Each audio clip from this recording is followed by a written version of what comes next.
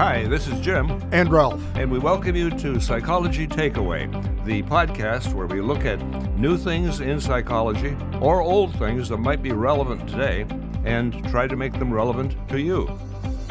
And to us. How are you today?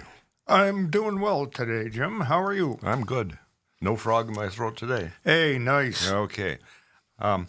We have a couple of things that are sort of unfinished from last week.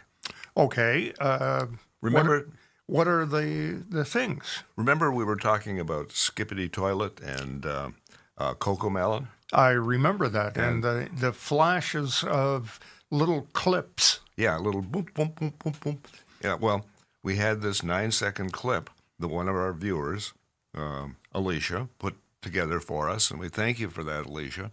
And it's not Skippity Toilet and it's not Cocoa Melon, but it's the same kind of thing. It's these little flashes, and it's only 9 seconds long, but watch it, and then we'll talk just a touch about it, and then we'll move on to it. Okay.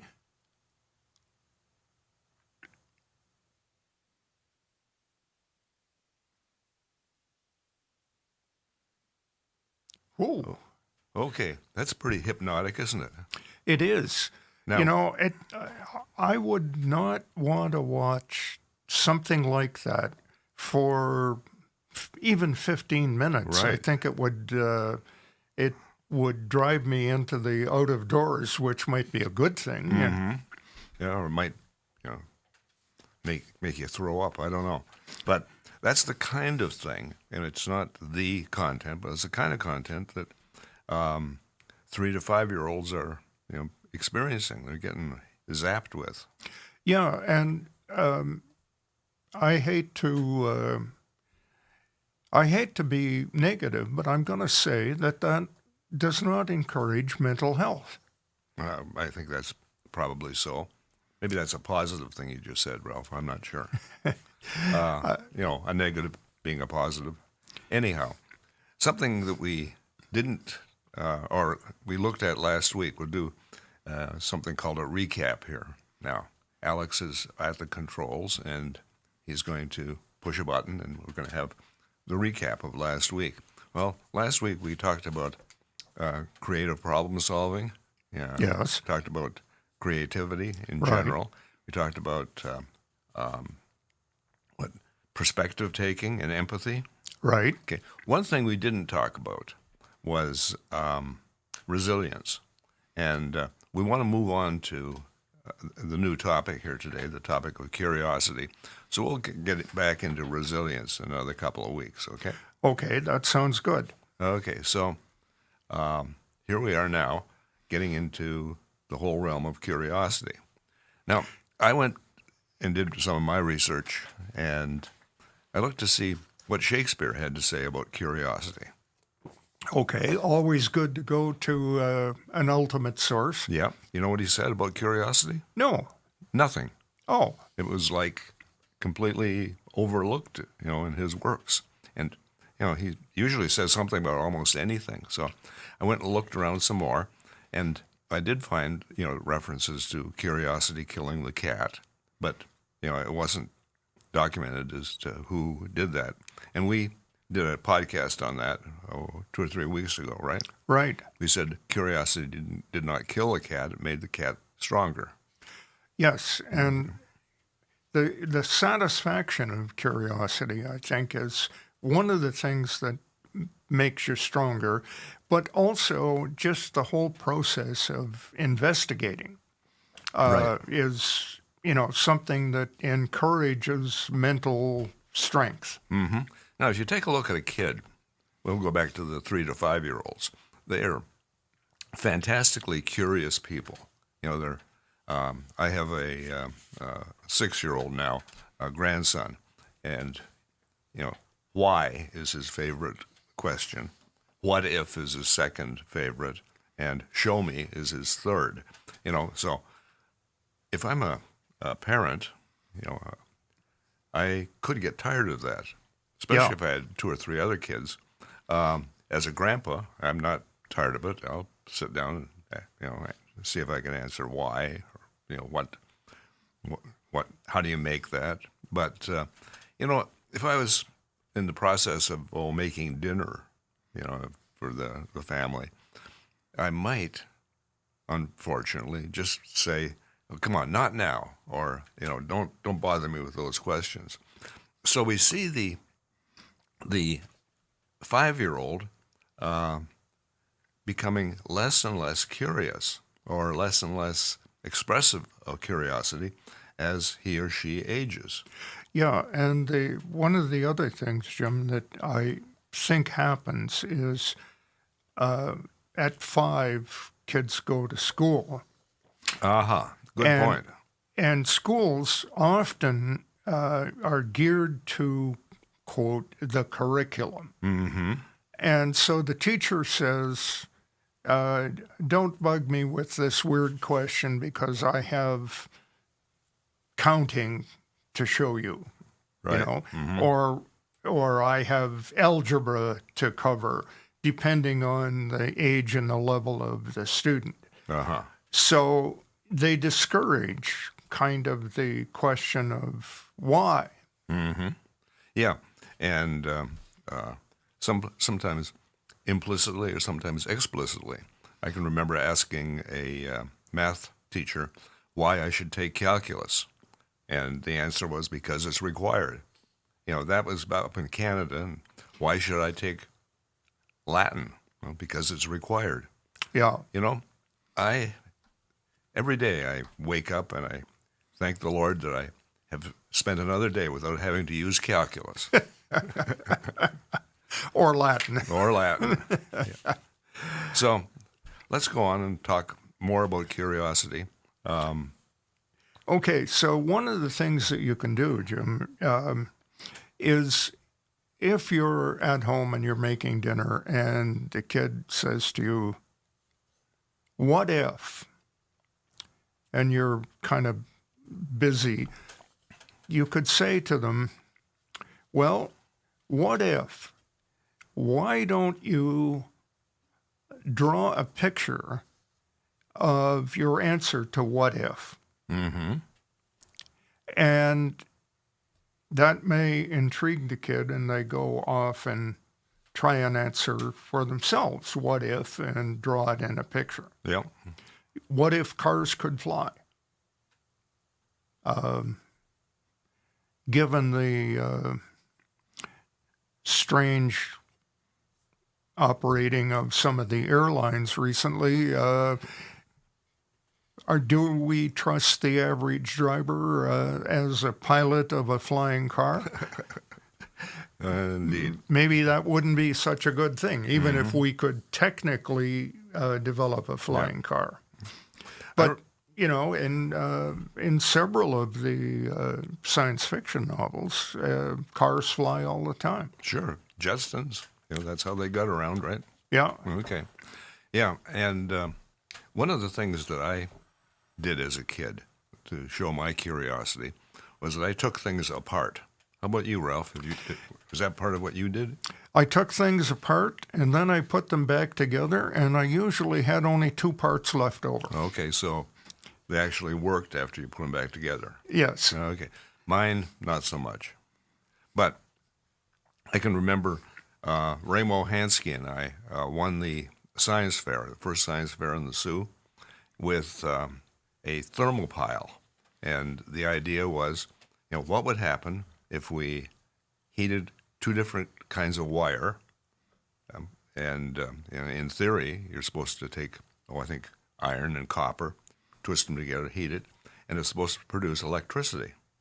So we built a little device that was, we later found it was called a thermopile, and it generated enough electricity to run a small fan.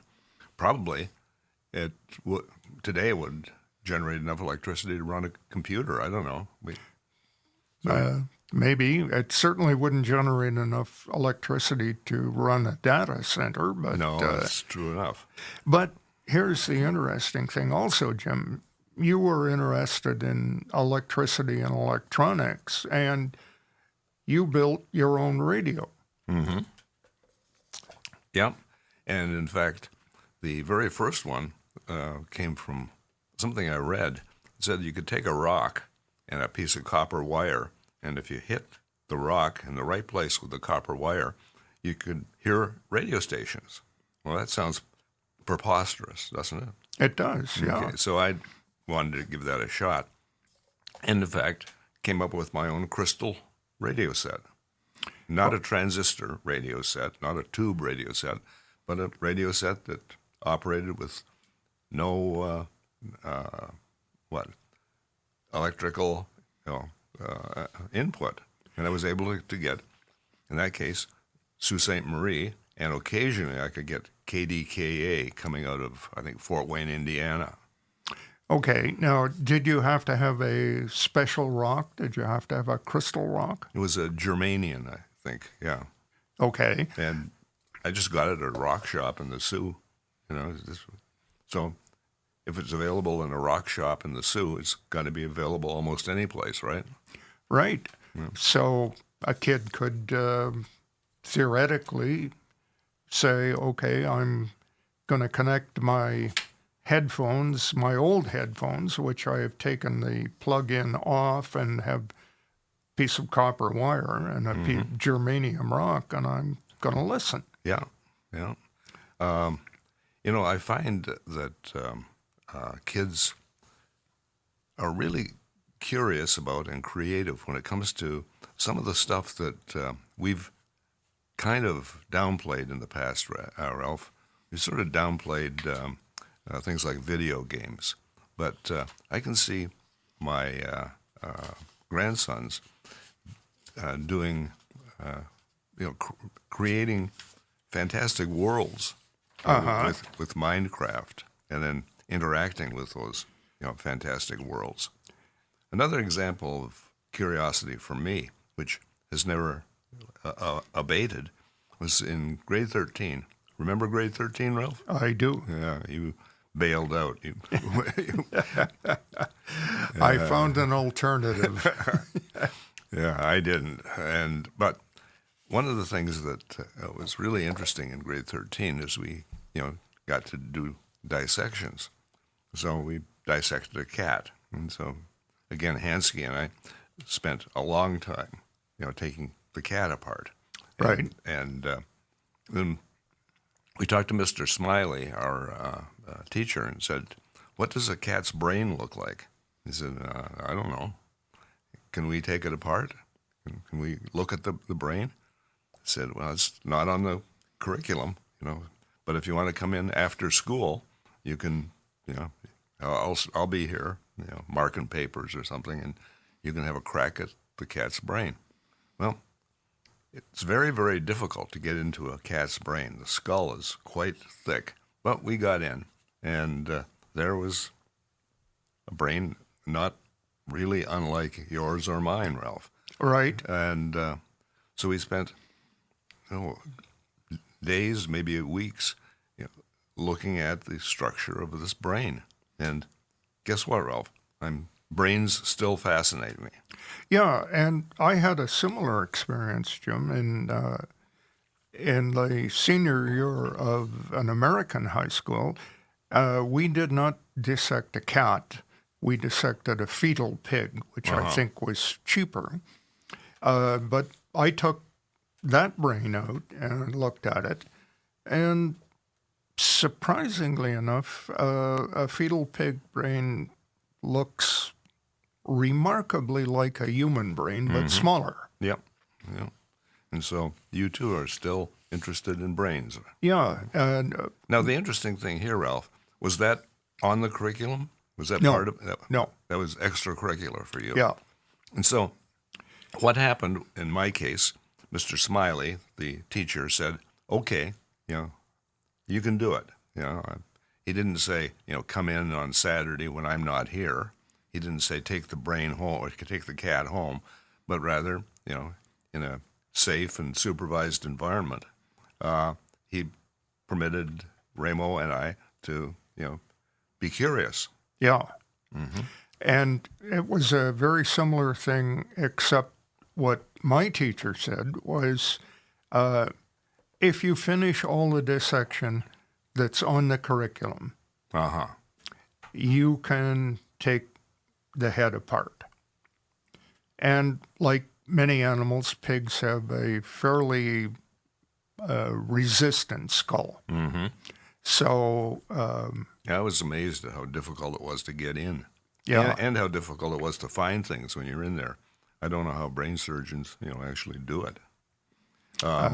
We'll be talking to Kristen in a few weeks again, when she's going to be talking about the brains that she's been dissecting and sectioning. So we'll talk to her about how you get into a mouse brain. Yes, very high intensity specs you wear with little goggles. Mm-hmm. But when we think of it, you were probably about 8 when you first started building radios. Yeah, about that.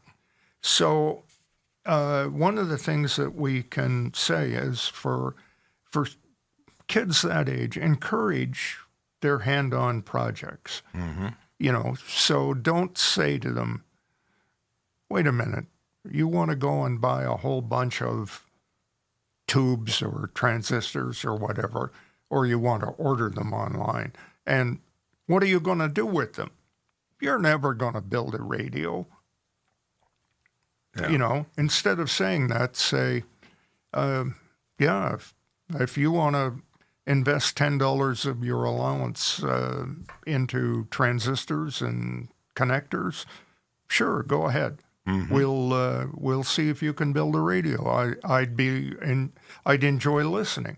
Okay. Or I'd enjoy, working with you on it. Yeah.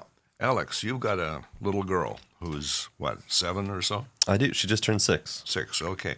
What do you notice with her and curiosity? She's very curious. She's always asking me those same questions you were just talking about. Yeah, and I try my best to encourage curiosity, because I think it's a superpower to maintain that curiosity throughout your whole life. Mm-hmm.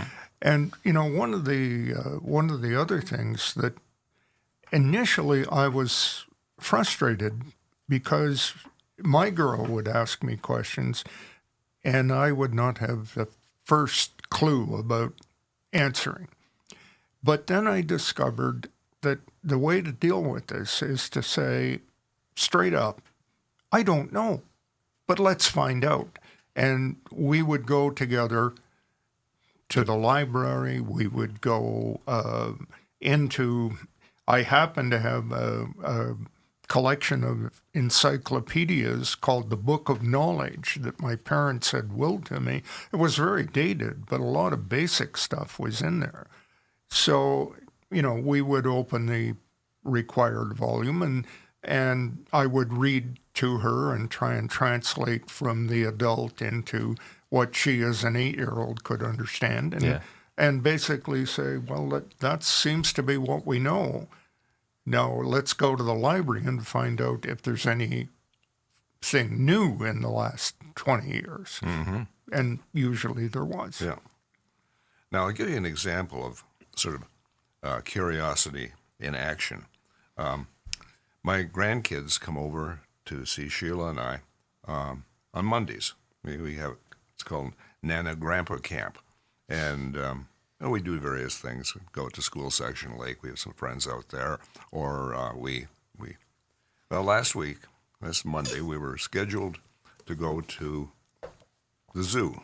We're going to go to the Potters Park Zoo down in Lansing. Well, at about 6 o'clock in the morning, Alicia called and said, hey, it's going to be really, really hot, dangerously hot, and the zoo doesn't have much in the way of shade. Do you think it's a good idea to actually, visit the zoo? Well, we thought about it for a while and thought, no, it probably isn't. Dragging a 10-year-old, an 8-year-old, and a 6-year-old and grandpa around the zoo. So the kids came over and we said, the plans have changed. We're not going to go to the zoo. And they were disappointed, but they were having fun anyway with Nana and Grandpa. They said, let's see if we can find out what animals around the country are doing. And so we visited the penguins at the Monterey Aquarium. We visited the polar bears. They were out, actually, and down in Detroit. And we visited some reptiles, and in fact, a very cute little salamander down in somewhere in Florida. All virtually, I assume, like web cameras? Yeah. Yeah. Yeah. And, the kids were sitting there and, with me, and we were looking at these things, and they were fascinated. And they said, well, what about an alouette?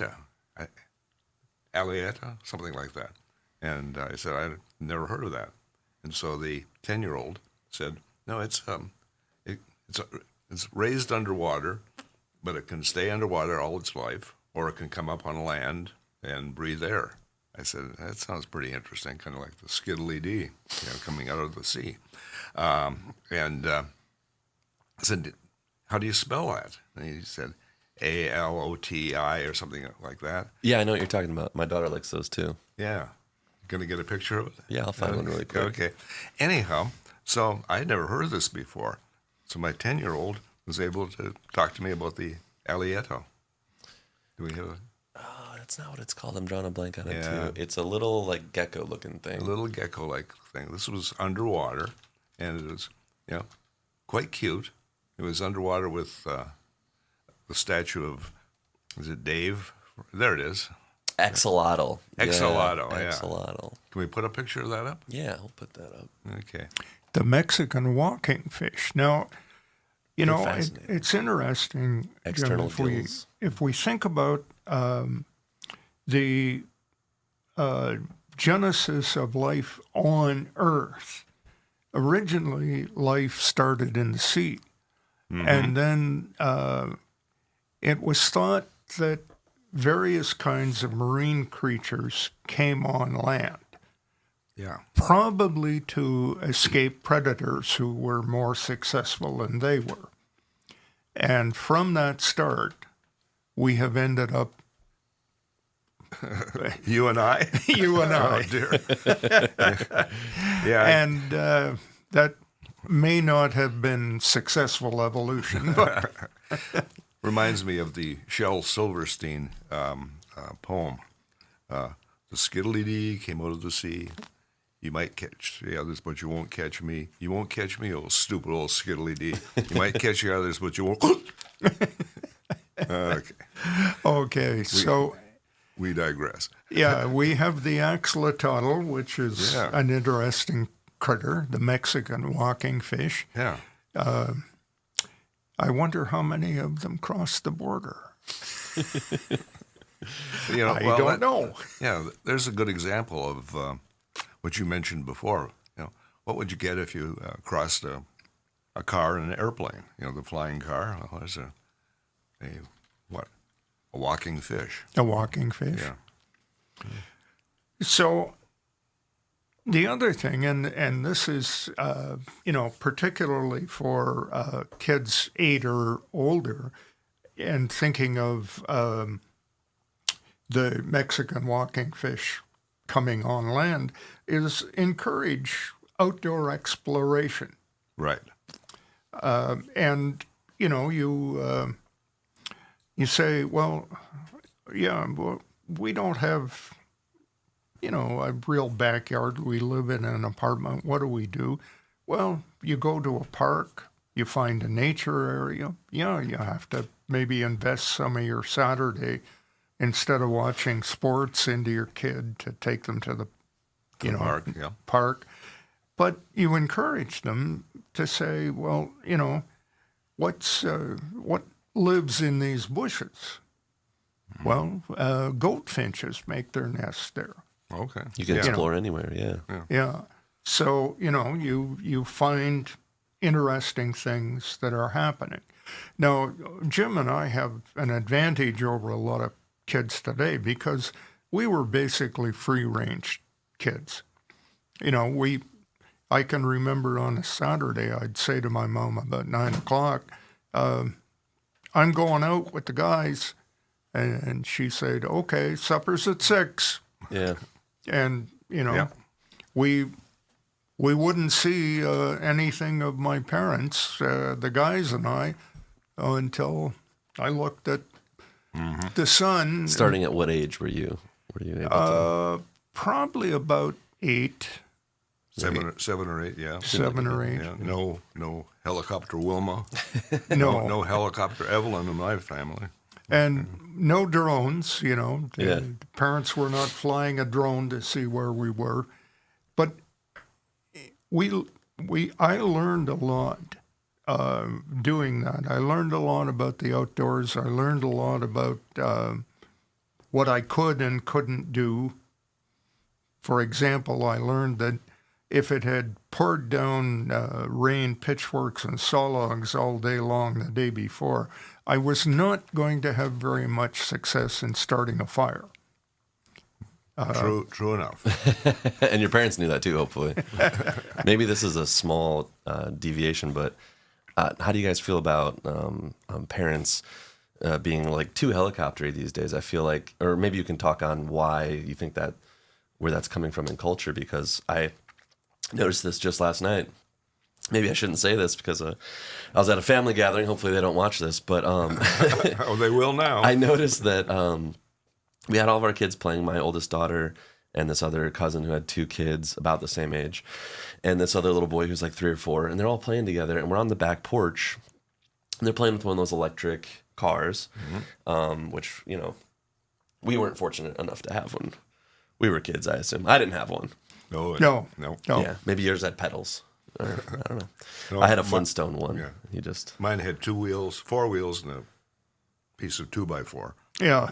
just like nailed into it like a soapbox derby kind of thing. So they're playing, and we're sitting on the back porch, and the mom of these other 2 boys, or these other 2 girls, a girl and boy, that doesn't matter, but she kept kind of like instructing them, hey, stop pushing on the car, stop doing this, stop doing that, stop doing this. And I didn't know how to like say, like, just let him play. If somebody gets hurt, you know, that's going to stop the play. But they weren't really being that rambunctious. I think they were concerned about maybe breaking this toy, but I just kept kind of trying to, like, every once in a while, this went on for a while, but I was like, we're right here. We can see them, you know what I mean? Yeah. And she's not enjoying her time. She's not talking with the adults, because then now the grandparents are also watching. And, like, where do you think that comes from in modern culture? Because they were just playing in the yard. Like, why? Do you have anything to say on just letting kids be kids for a little while? Well, I'm all for letting kids be kids, but where it came from in the modern culture, I'm really not sure. How about you, Ralph? The only thing I can infer is there's so much publicity, and has been for about the last 10, 12 years, about monsters who hurt kids. Mm-hmm. And I'm talking about 2-legged monsters here. Yeah. And I think parents who see that regularly on news or YouTube or whatever end up saying, I've got to keep an eye on my kid. And that translates to even when they're playing with other kids. Even when they're playing with other kids, even when, you know, like the worst that could happen is the car turns over and the kid falls on the ground. Yeah. And they get or up they and run say, over each other's feet. oh, I hurt my hand. Well, yeah hey, life goes on, you know. Exactly. Sprains will heal. But I think that's part of the genesis. Now, is it all? I don't necessarily know that, but I think a lot of parents got so alarmed about kids being given corporal punishment when they were, you know, in school. Well, I did a bad thing at school. I can't even remember what it was now, but the vice principal gave me 6 on each hand. Oh, yeah. Back of the hand. Yeah, with a ruler. And I came home, and my mother said, the school called, and my dad was at home, and he gave me 6 on each hand. Oh, man. Because he said, you didn't, you know. Well, let's get away from corporal punishment here, Ralph. Yeah, but I'm thinking, lashings. okay, so what I'm thinking is corporal punishment is not necessarily a good thing. Right, I would agree. But I would agree, too. But you do have to a eventually lot learn of cause and parents effect. are so concerned about that. Yeah. And schools have abandoned any kind of serious punishment. So you can't say to a student now, you're suspended for a week. And the student says, oh, a week at home, how great. But you can't say you're suspended from for a week, you don't go to class, but you come to school and you get to sit in a room and do nothing. Unless you take a piece of paper and start drawing or writing or doing something. Because, isolation is a very powerful punishment. So... We know that from Guantanamo, yes. Yeah. Yeah, well, just on another point of view, helicopter parenting, and I said I wasn't a helicopter grandparent, but just last Monday, my daughter came over and picked up the kids, and then she came into the house.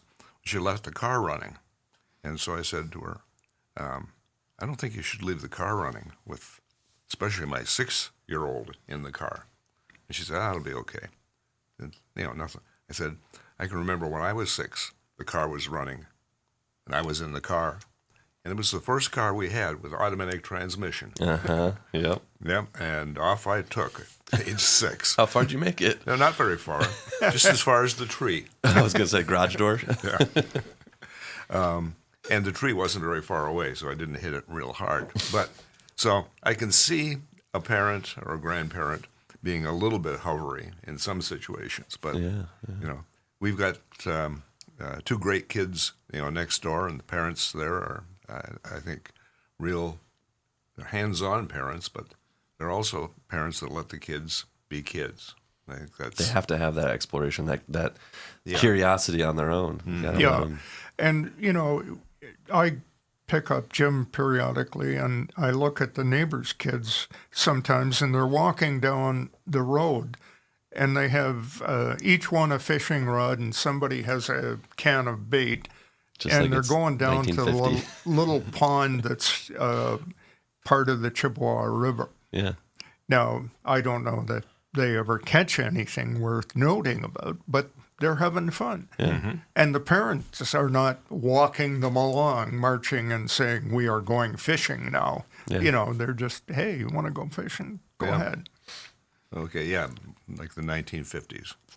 Well, Ralph, we've covered curiosity, to some extent, but I think next week we should look maybe a little bit more carefully at some of the things that we can do and some of the mental health advantages of curiosity. Because I think so, because one of the things, Jim, that I notice about people like you and I and Alec, we're curious about the world. And I think that is a highly useful skill, whatever career you're in. Mm-hmm. Yep. Unless you're so curious that you spend hours and hours and hours online, which might, degrade your career path. Everything in moderation. Okay. Let's next week talk about mental health. Good answers and bad answers in mental health. Okay. And I'll do some more work on helicopter parenting. Okay. Okay. Sounds good. Want to push it? Okay, until next week, this is Jim. And Ralph. Saying, keep your stick on the ice. Because we're all in this. Alex, together. Oh,